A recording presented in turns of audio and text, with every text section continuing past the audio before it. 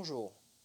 Alors le geôlier, ayant demandé de la lumière, entra précipitamment, et se jeta tout tremblant aux pieds de Paul et de Silas. Il les fit sortir et dit, Seigneur, que faut-il que je fasse pour être sauvé? Acte 16, le verset 29 à 30. Imaginons que tu sois responsable d'une prison.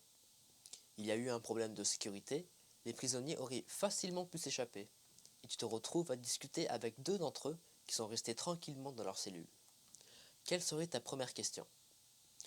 Moi, je leur demanderai pourquoi ils ne se sont pas enfuis. Mais ce n'est pas la première question que le responsable de la prison va poser. Que faut-il faire pour être sauvé? Il n'y a en apparence aucun lien avec ce qu'il vient de se passer. Mais s'il vient de voir Paul et Silas, c'est qu'il a réalisé ce qui vient d'arriver a à voir avec eux. Et il pose la question qui l'intéresse. Que faut-il faire pour être sauvé?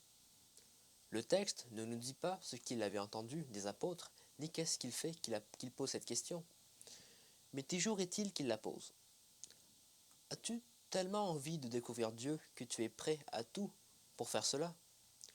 Profites-tu des opportunités que tu as pour poser des questions, te renseigner, écouter ce que les autres ont vécu? Il meurt d'envie de savoir ce qu'il faut pour être sauvé. Et toi, bonne journée.